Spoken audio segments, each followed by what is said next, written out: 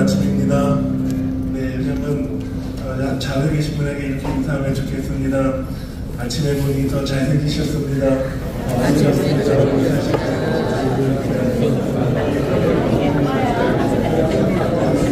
앞뒤에 계신 분에게는 하이파이브 하면서 함께 찬양하는 기쁨입니다. 하시겠습니다.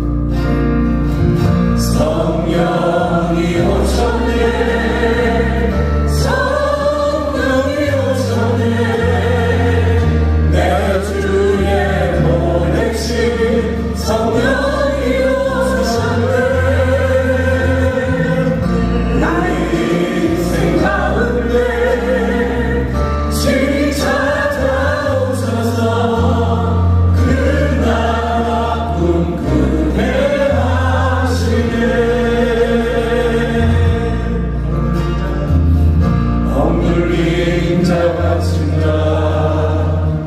자유함이 없는 자 약속가 되시는 성령님 계시네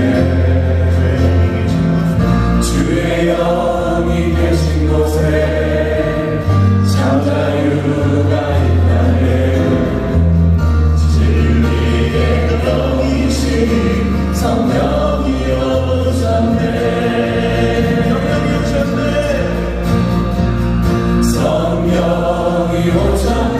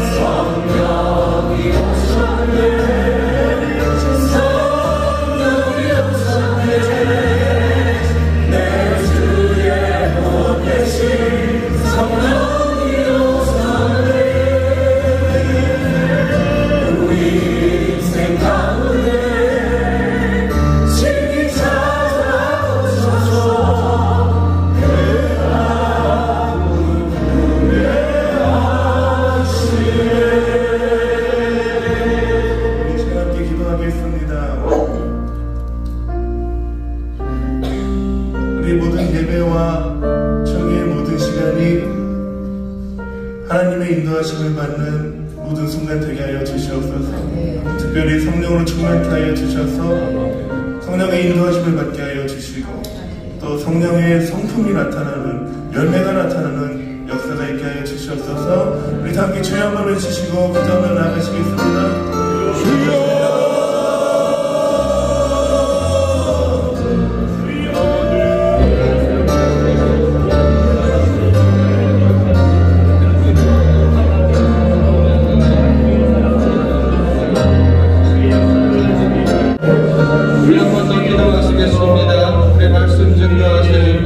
목사님을 위해서 우리 주님 내가 오늘 들어야 될 그 말씀 온전히 말씀 증거하실 수 있도록 역사해 주십시오. 사모합니다. 사모합니다. 우리 주님과 함께 기도하겠습니다. 주여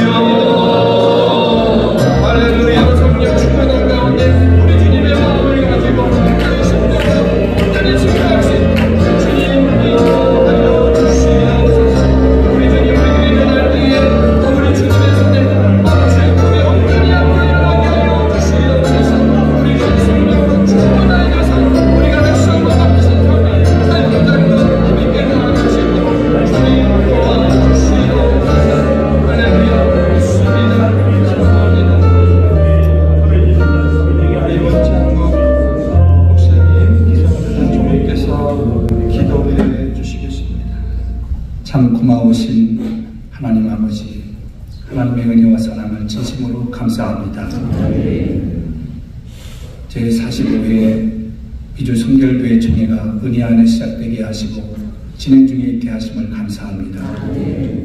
하나님 아버지 홀로 영광 받아주시고 이 모든 기부가 진행됨에 하나님이 함께 해주셔서 우리가 본질을 놓치지 않게 하시고 어떤 사건 앞에서도 어떤 의연 앞에서도 믿음으로 그 길을 걸어갈 수 있도록 인도하여 주시옵소서. 이 총회를 통해서 미주 성결교회가 더 발전하고 부흥하고 하나 되어지고 하나님께 영광을 돌려드리는 귀한 은혜의 시간이 되도록 주님이 역사하여 주시옵소서. 세워주신 총회장님이야 모든 임원들과 그리고 우리 대회원들 한 분 한 분에게 주의 성령으로 충만하게 하시고 하나님을 경외하고 믿음으로 나아갈 때 걸음걸음마다 하나님이 함께 하시는 족적을 남길 수 있도록 역사해 주시옵소서. 하나님의 시간 말씀을 듣습니다. 기독교대한 성결교회 제117년차 총회장이신 임석은 목사님께서 오늘 이 새벽에 우리에게 귀한 말씀 들려주실 때 주의 영이 사랑하는 목사님과 함께 해주시고 사랑하는 총회장님을 통해서 들려주실 메시지가 하나님 우리 모든 목사님 장로님들의 마음속에 하나님의 음성으로 들리게 하여 주시옵소서. 하나님께는 영광이 되어지고 우리 모두에게는 큰 은혜가 임하는 귀하고 복된 시간이 되어지게 하시며 오늘 힘모가 주님의 은혜 안에서 아름답고 정말 은혜로운 힘으로 마칠 수 있도록 우리 주님께서 함께하여 주옵소서. 예수님의 이름으로 감사하며 기도하옵나이다. 오늘 우리에게 주시는 축복의 말씀 시편 23편 1절로 6절까지입니다. 여호와는 나의 목자시니 내게 부족함이 없으리로다. 그가 나를 푸른 풀밭에 누이시며 쉴만한 물가로 인도하시는도다. 내 영혼을 소생시키시고 자기 이름을 위하여 의의 길로 인도하시는도다. 내가 사망의 음침한 골짜기로 다닐지라도 해를 두려워하지 않을 것은 주께서 나와 함께 하심이라. 주의 지팡이와 막대기가 나를 안위하시나이다. 주께서 내 원수의 목전에서 내게 상을 차려주시고 기름을 내 머리에 부으셨으니 내 잔이 넘치나이다. 내 평생의 선하심과 인자하심이 반드시 나를 따르리니 내가 여호와의 집에 영원히 살리로다.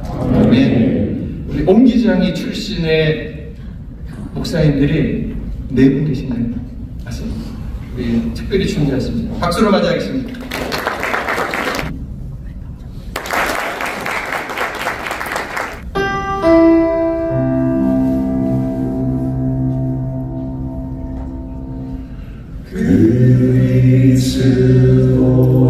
그리스도의 수치스러운 십자가 그러나 수치스럽게 여기지는 말아라.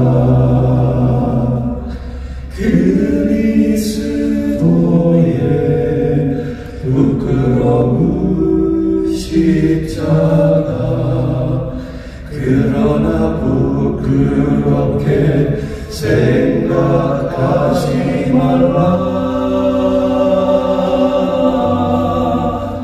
너 위에 죽으신 그리스도의 십자가 부인 말아라. 너 항상 자랑하며 매일 신하라. 그리스도의 십자가 너 위에 죽으신 그리스도의 십자가 부인 말아라.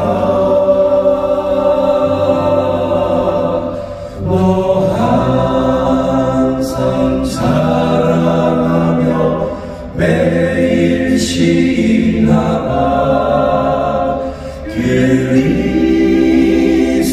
그리스도의 십자가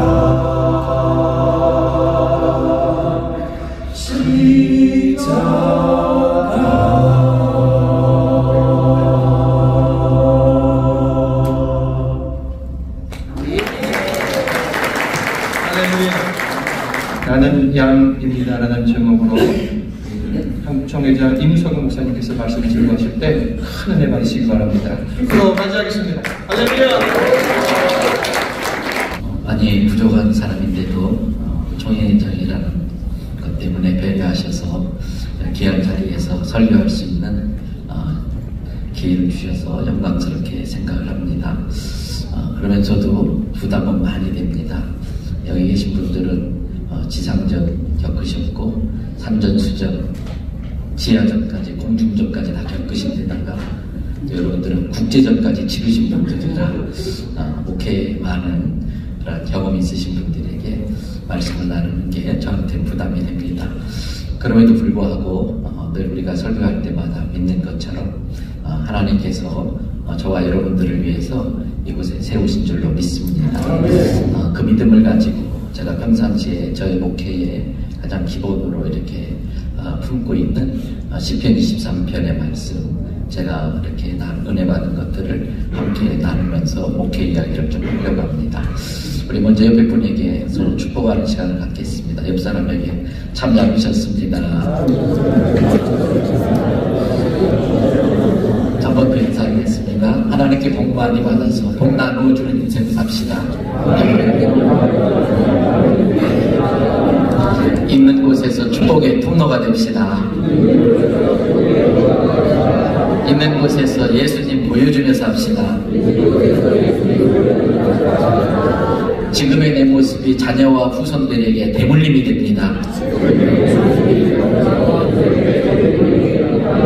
좋은 신앙의 유산을 물려줍시다. 저희 교회에서 집회 시간마다 모든 예배 시간마다 항상 서로 축복을 선포할 때 쓰는 내용들입니다. 그 중에 하나가 우리 성도들에게 늘 그런 이야기 합니다.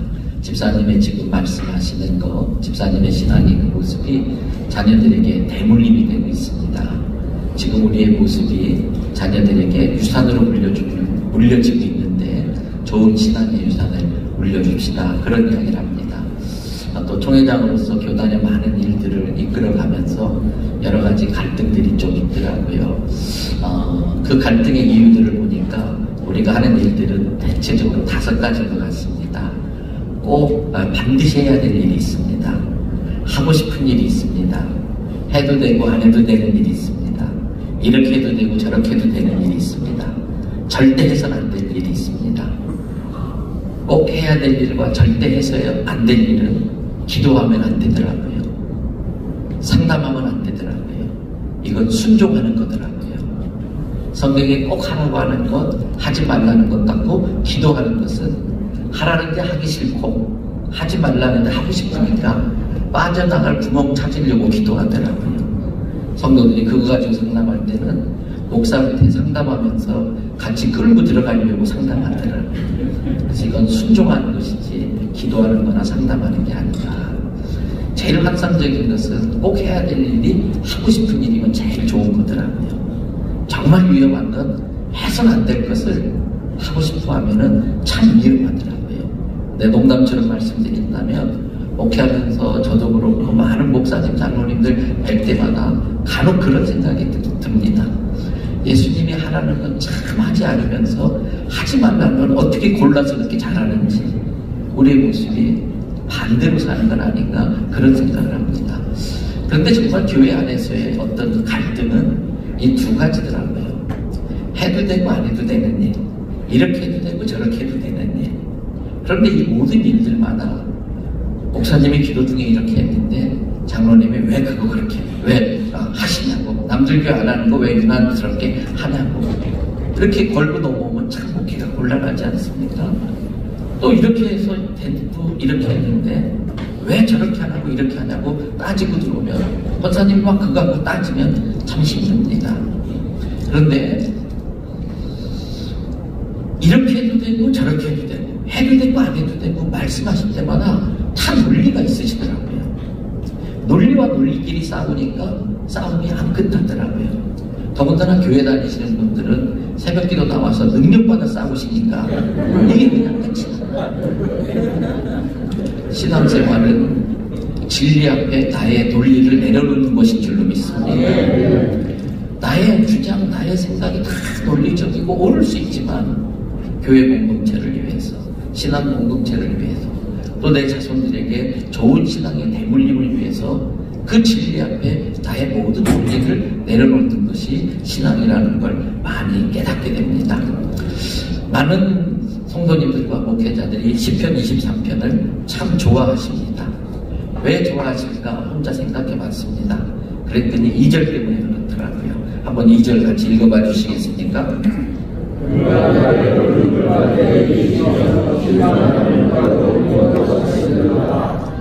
여러분, 우리의 삶도 그렇고 목회 현장도 그렇고 정말 삶은 전쟁터지요.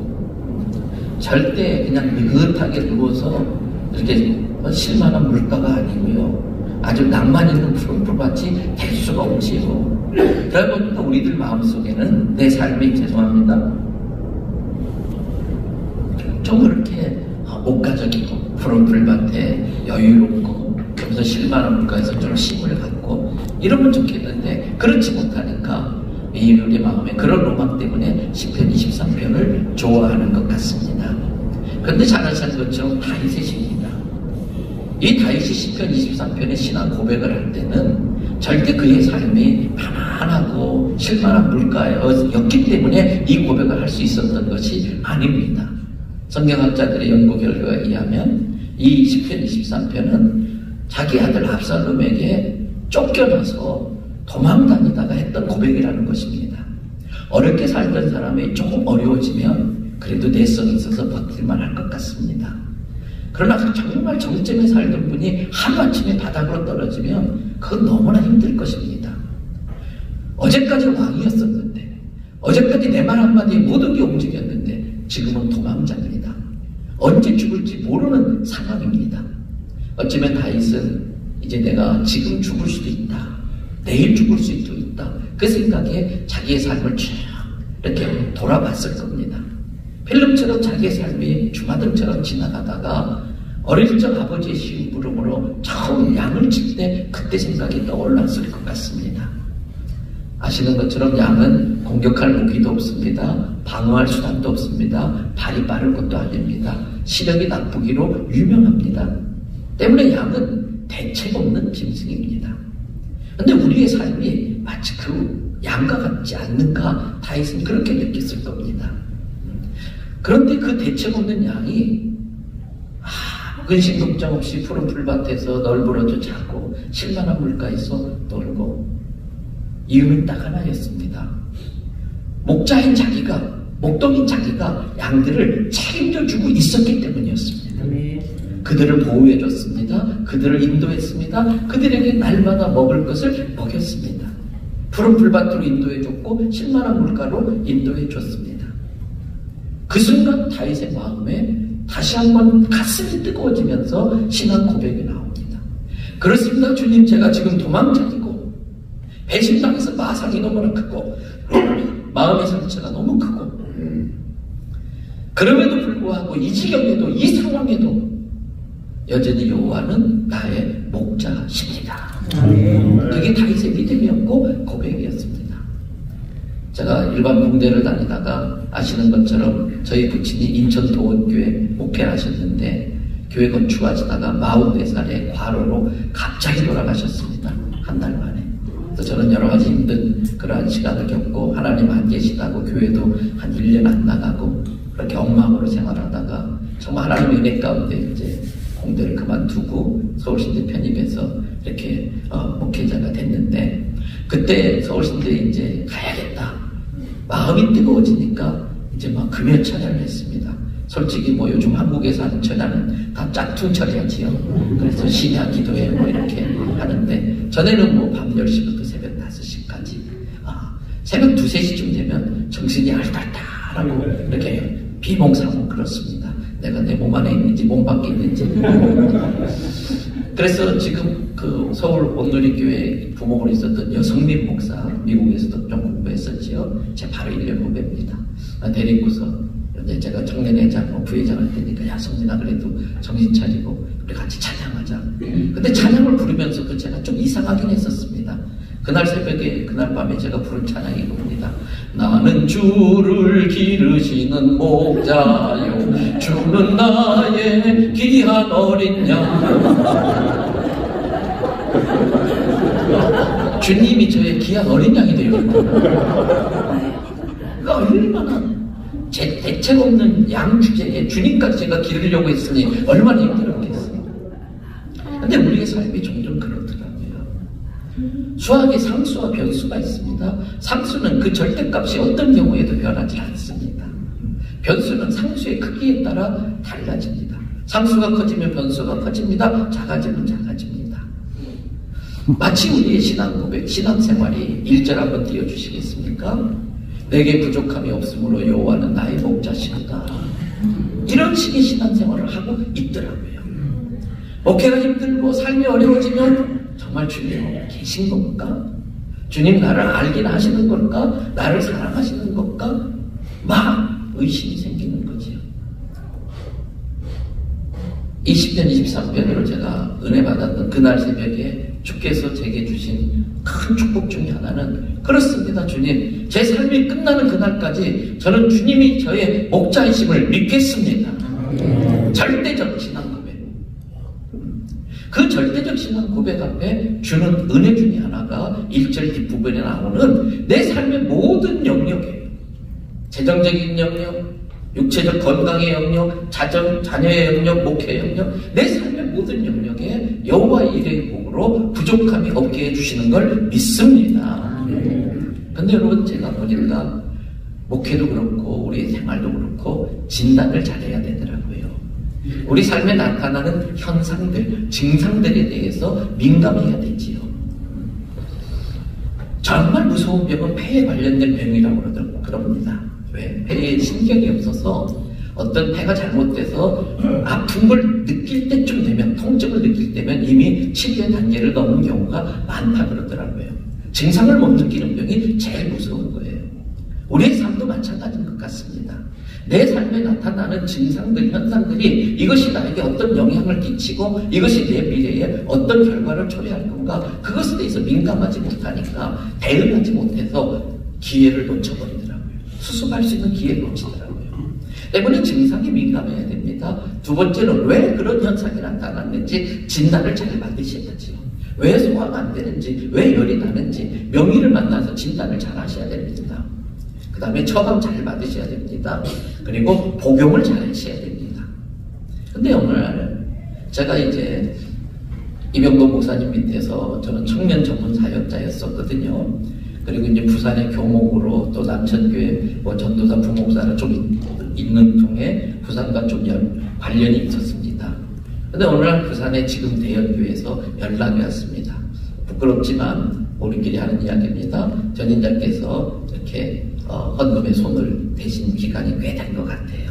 그래서 갑자기 이제 모든 살림살이를 컨트롤에 넣어놓고 100명 좀 안 모이는 하는, 처음 부임하니까 예배당에 언덕바지 반자촌 그 주택가 중간에 39평 예배당에 1층 자리인데 비가 줄줄 새고 뭐 100여 명 좀 안 모이는 교회, 주로 할머니들이신데 그 일이 벌어지니까 교회가 풍비박산이 난 겁니다. 그래서 수습해달라고 이제 그런 차원에서 하여튼 제가 담임으로 가게 됐습니다. 그게 26년 전 일입니다. 그래도 그런 상황 속에서 젊음의 열정을 가지고 목회 열심히 하려고 이제 막 성도들 모아놓고 뜨겁게 찬양하고 주여 삼창하고, 근데 막 주여 삼창 기도하고 갑자기 교회 지붕에서 소리가 납니다. 바로 이 집 아저씨께서 교회 지붕에 막대기를 상시 비치하셨다가 조금만 시끄러워 막 두들기는 겁니다. 그래서 안 되겠다 싶어서 권사님들이 일일이 찾아다니면서 권사님들이 이마가 까지도록 세숫대야에 모래 실러 날라서 이 언덕에 지은 귀한 교회인 줄 알지만 시대가 바뀌었습니다. 자동차로도 들어오는 저 언덕 아래 이면도로로 좀 가십시다. 감사하게도 동의해 주셔서 60평짜리 2층 빌리고 좀 늘어나면 3층 또 추가 빌리고 4층 빌리고 5층 빌리고, 근데 부임 7년째 도저히 안 되는 거예요. 이제는 이제 자리가 차서 몇 가지 현상이 나타나는데 계속 매주마다 새가족 등록을 하는데 1년 결산하면 그 자리예요. 그리고 성도들이 없던 갈등이 생겨요. 식당을 막 3회년 시키고 예배 마치면 길가에 자동차에 가서 에어컨 틀어놓고 있다 오후 예배 드리고, 이 좁으니까 충돌이, 갈등이 생겨요. 그리고 성도들의 생업에 안 해도 되는 지출들이 뻥뻥 터지는 거예요. 어느 날 새벽에 학교에서 묵상하다가 건축을 이제 작정하고 건축을 7년 만에 하게 되는데 그 당시에 이제 한 청년 포함해서 270여 명 정도 데리고 한 75억 정도 땅이 없으니까 땅도 사고 건물도 짓고 어쨌든 이제 하나님의 은혜 가운데 입당을 했습니다. 저는 건축이 끝나면 다 될 줄 알았습니다. 건축 끝나고 나니까 채워야 되더라고요.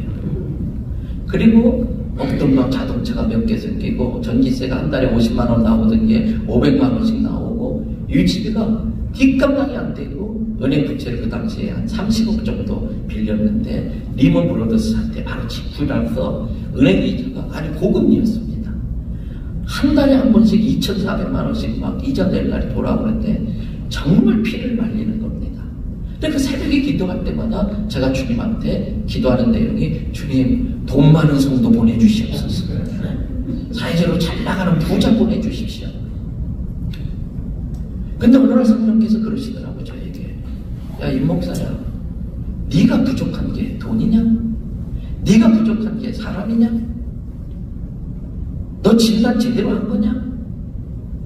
이자를 감당해야 될 목회 건축 이후에 그 현상을 제가 진단을 잘못한 거예요.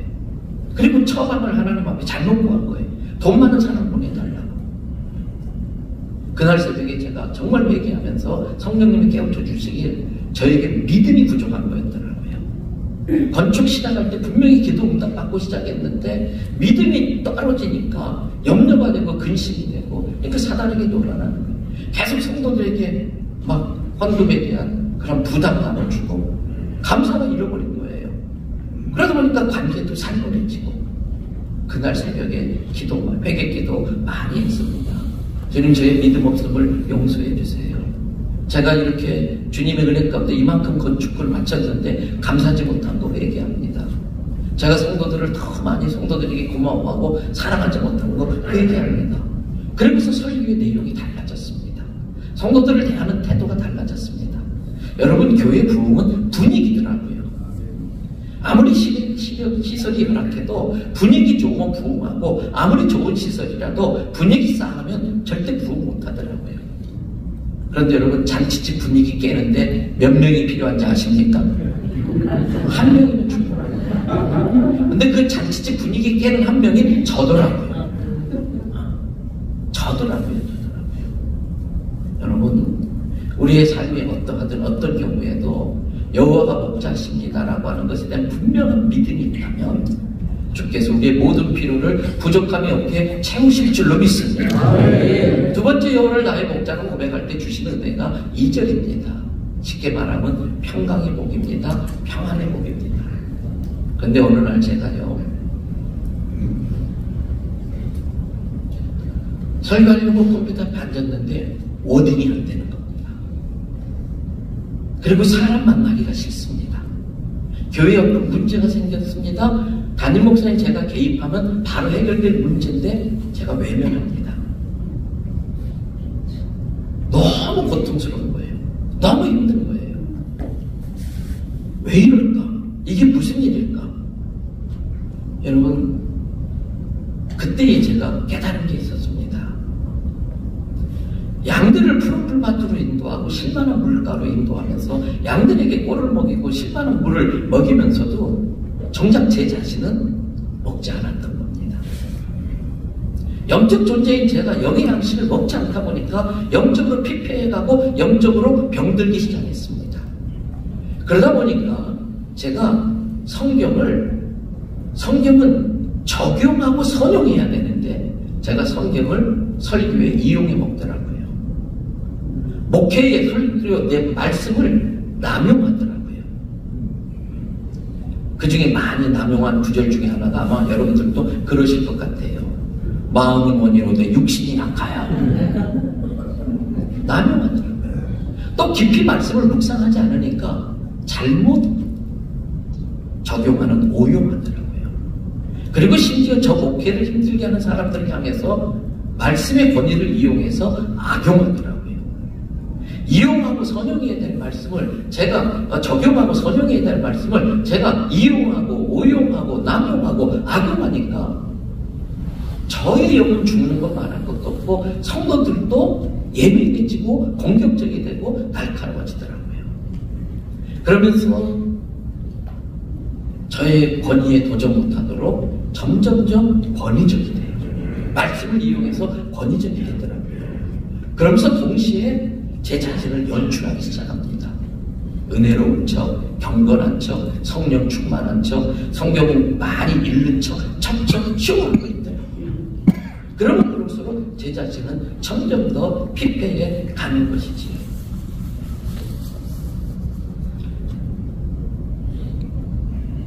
결국은 제가 당회를 소집하고 저의 상황을 그대로 이야기했습니다.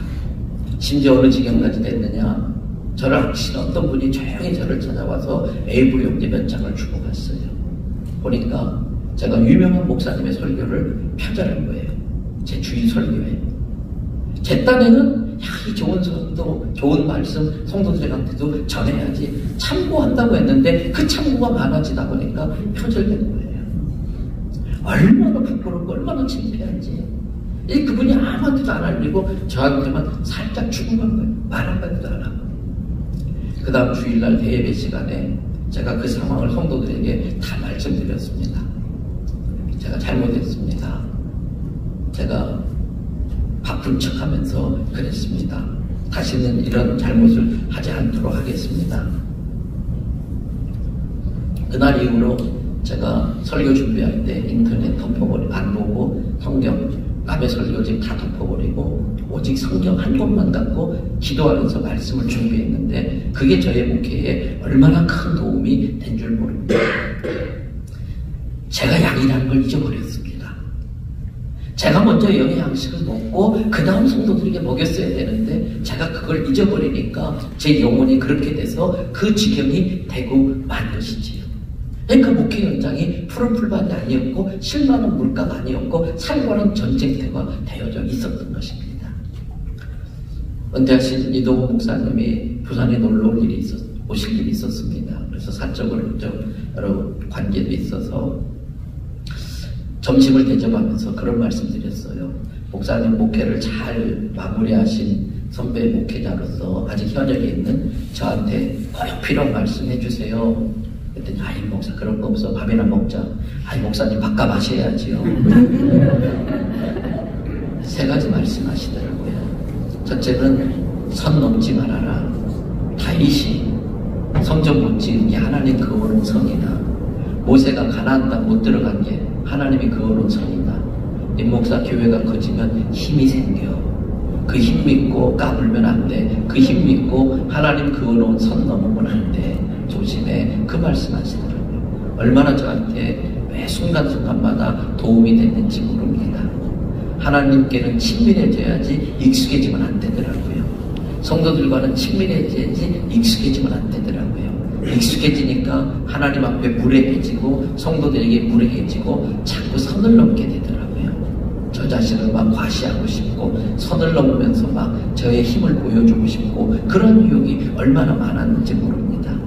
두 번째 하시는 말씀이 탈무드에 나오는 이야기를 해주시더라고요. 랍비가 제자들에게 물었답니다. 새벽에 온 걸 어떻게 알 수 있나? 그때 제자가 대답합니다. 선생님, 저기 있는 나무에 매달린 열매가 사과인지 뱀인지 구분할 수 있으면 새벽에 온 것이 아닐까요? 맞다, 참 똑똑하다. 옆에 제자가 선생님, 저기 왔다 갔다 하는 저 짐승이 개인지 고양인지 알아볼 수 있으면 새벽에 온 거 아닐까요? 그래, 맞아. 근데 진짜 새벽은 저 어두움에서 울고 있는 저 사람이, 저 어두움에서 걸어 나오는 저 사람이 너의 눈에 내가 사랑해야 될 사람으로 보여지는 순간 너의 마음에 새벽에 온 거야. 그 말씀하시면서 임 목사 목회 끝날 때까지 한 영혼에 대한 사랑을 놓치지 마. 그 말씀하시더라고요. 저는 교회 성장이 저의 목회의 목표였던 거예요.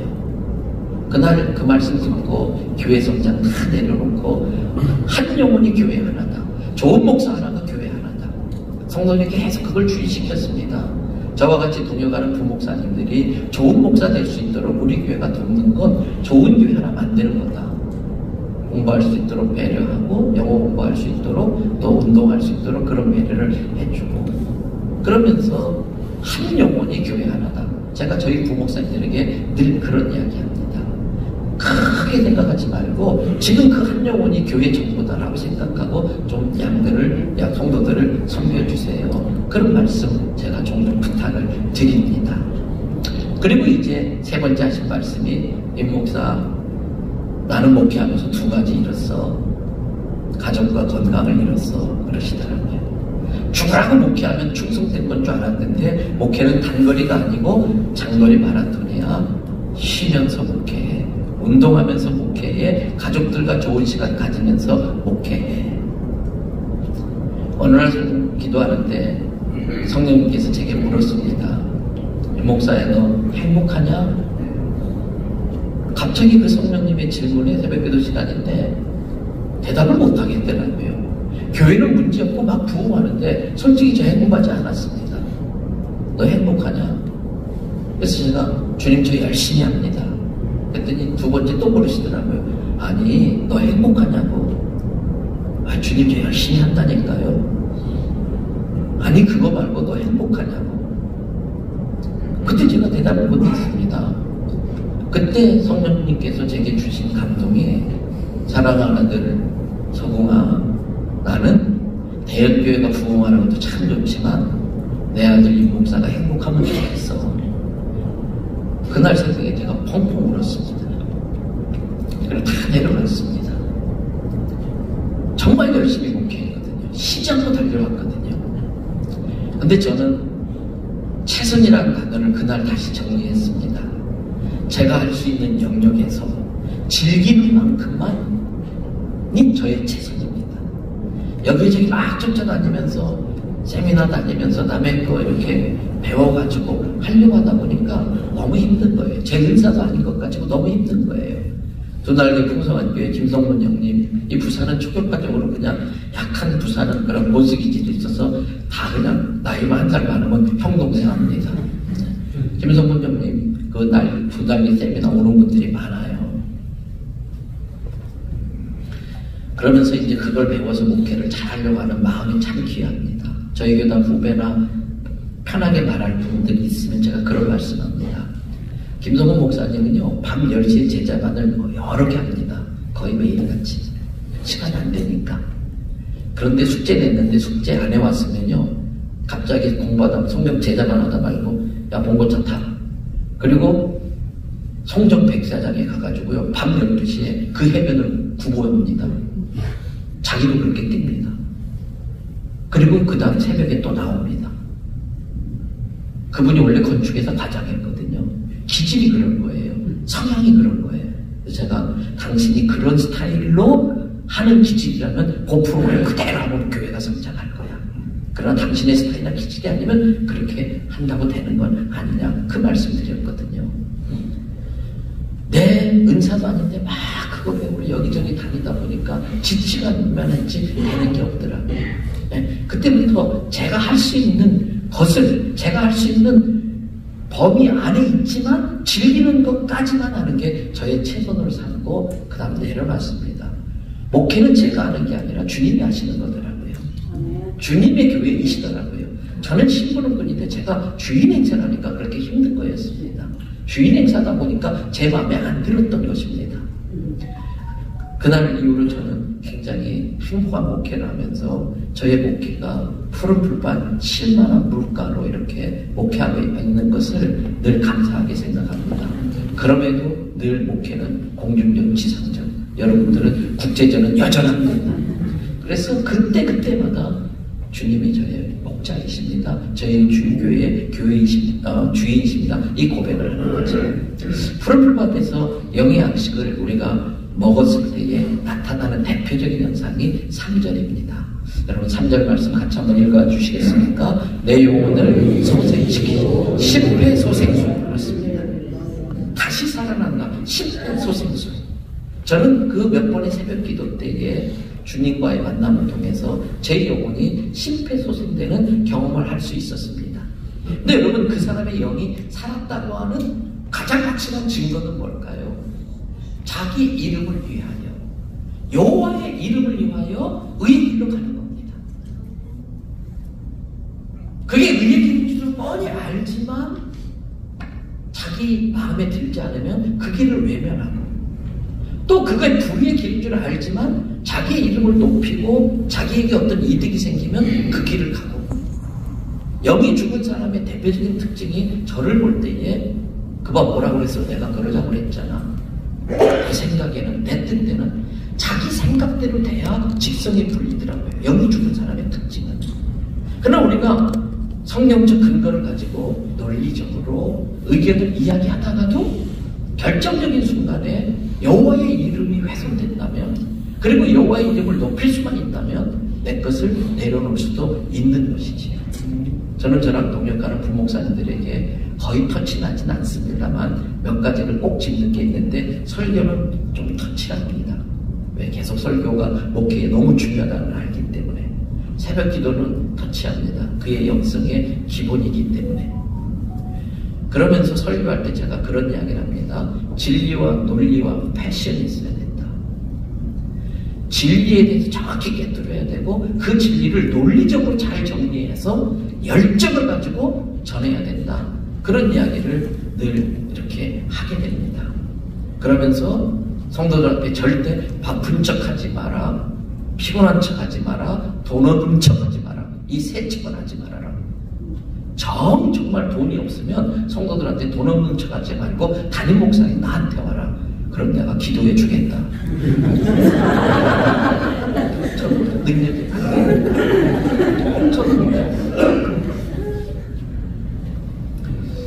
그러면서 정말 영이 살아있는 사람은 주님의 이름을 위해서, 주의 영광을 위해서 자기 것 다 내려놓더라고요.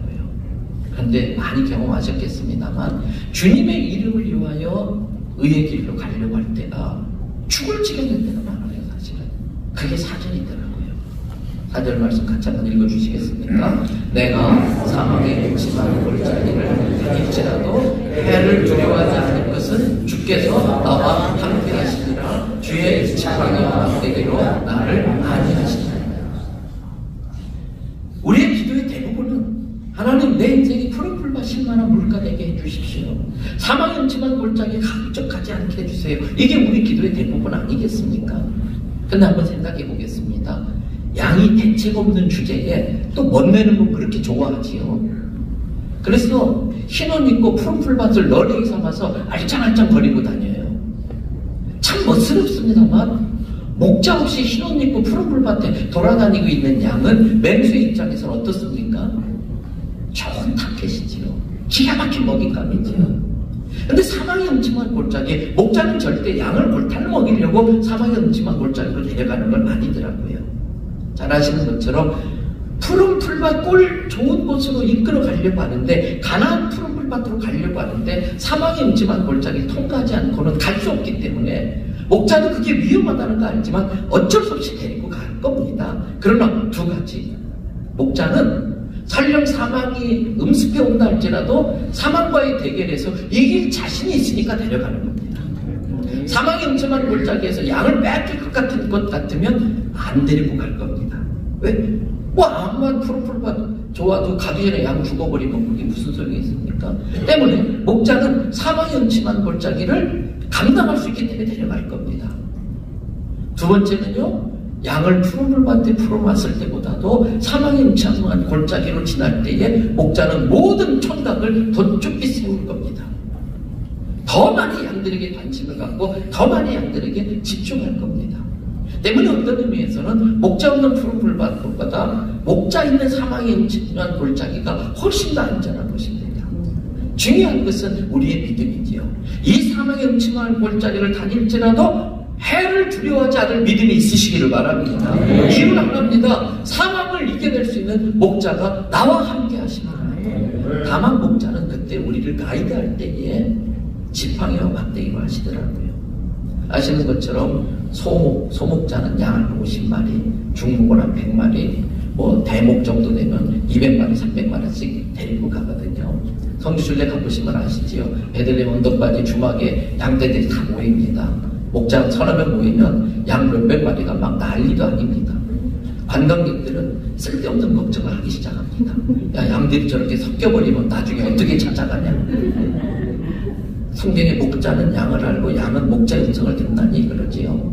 자기들끼리 뭐 같이 막 대화하고 물 다 보고받고 식량 준비하면 바이바이 하고 갑니다. 그때 A라는 목자가 매냄 그리고 가면요 쫙 그 목자만 싹 빠져나갑니다. 쫙 자기 목자 이렇게 찾아갑니다. 근데 보통 나가면 짧으면 일주일, 일반적으로 한 달, 길게는 푸르꼬를 찾아서 한 석 달씩 나가니까 텐트부터 땔감부터 뭐 가져가는 게 많죠. 한 손에 지팡이, 한 손에 막대기, 그게 아닌 것 같더라고요. 얇은 쪽으로 톡톡톡. 집단의 똑똑한 양이 맛있는 풀을 잘 알아요. 똑똑하니까. 그래서 자, 저 풀 맛있다. 그리고 가요. 근데 그건 늪에난 풀이에요. 집단의 똑똑한 양은요, 멋을 잘 내요. 야, 저 색깔 좋다. 그래서 폼을 잘 잡아요. 집단의 똑똑한 양은. 가는데 그건 독이 있는 풀이에요. 양은 맛을 생각하고 색깔을 보지만 목자는 늪을 알고 독을 알지 않습니까? 그때 톡톡톡 치면 아차, 저게 맛있을지 모르지만 늪에 있구나. 저거 먹으려고 하다가 맞아 죽는구나. 아차, 저거 참 이뻐 보이지만 그럴 때 보이지만 독이 있구나. 진짜 똑똑한 양은 지팡이에 민감하고 돌아갑니다.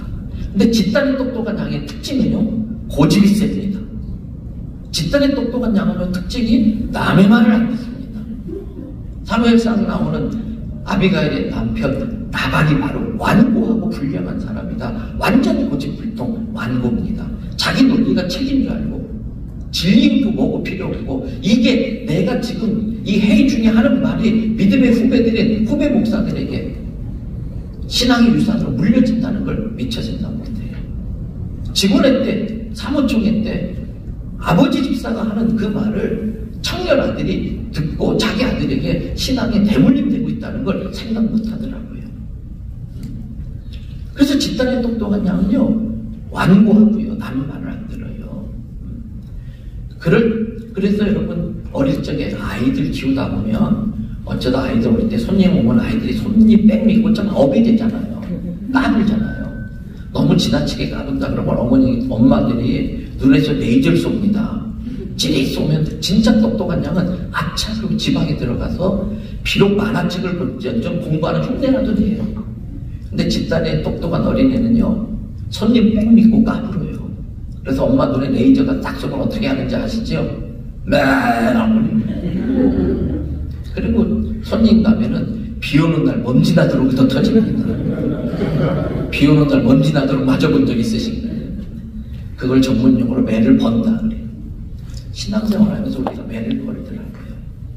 그때 목자는 할 수 없이, 원래 지팡이는 양에게, 막대기는 마귀에게 쓰는 겁니다. 지팡이는 양에게, 막대기는 늑대에게 쓰는 겁니다. 근데 할 수 없이 주님은 막대기를 거꾸로 둡니다.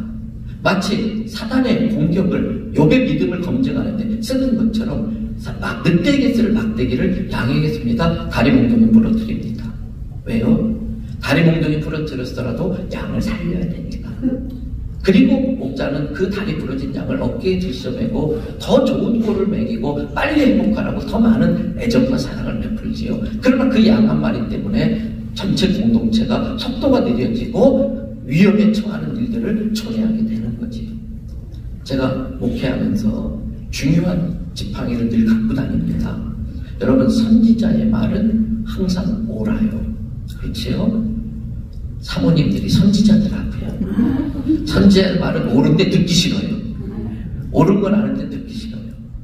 근데 많은 경우에 저 개인 경우는 제 아내가 툭툭 해주는 그 말, 저에 대한 설교 이야기, 저의 태도, 사람 대하는 태도, 얼마나 잔소리가 많은지요. 근데 그게 어느 날 느꼈는데 주의 지팡이더라고요. 그거 무시하니까 다리 부러지더라고요. 내 영이 살아있으면 주님의 지팡이에 민감합니다. 여러분, 나머지 4절도 더 나누고 싶은 이야기도 있는데 7시가 돼서 끝내도록 하겠습니다. 기도하겠습니다.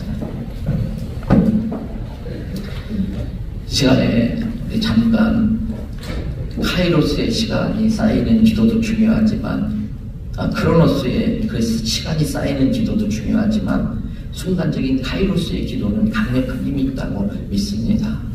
부족하지만 감히 선배 목사님들 앞에서 또 정말 학자가 많이 계신데 이제 다른 분들 앞에서 저희 목회 이야기 좀 나누었는데 혹시 주님의 음성이 있다면 그 말씀 붙들고 이 시간에 2, 3분 정도 주님이 나의 목자라고 하는 믿음의 고백을 하는 기도를 함께 해드리도록 하겠습니다.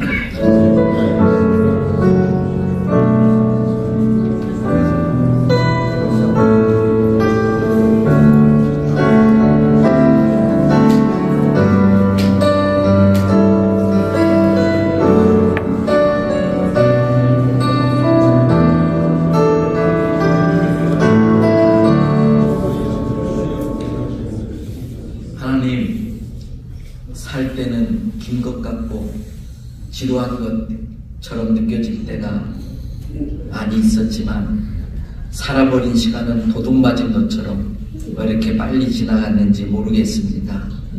하나님, 우리의 남은 시간이 지나간 시간이 그렇게 빨리 지나갔다면 남은 시간은 더 빨리 지나갈 줄 압니다.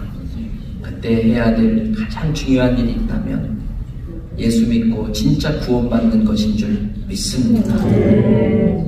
나더러 주여 주여 하는 자마다 천국에 들어가는 것이 아니라고 예수님이 염려스러워서 미리 알려주셨는데, 아버지 하나님, 불법을 행하는 자들아 내게서 떠나라 하는 소리 들을까봐 두렵습니다. 우리를 불쌍히 여기셔서 진짜 예수 믿는 사람들 되게 해 주시옵소서. 진짜 목사 되게 해 주시옵소서. 예수님이 우리를 사랑하듯이 주님의 교회와 성도들을 사랑할 수 있도록 도와주시옵소서. 하나님, 우리 이곳에 계신 귀한 목사님들, 사모님들, 주님이 가라고 하셔서 아브라함 같은 심정으로 이곳에 왔습니다.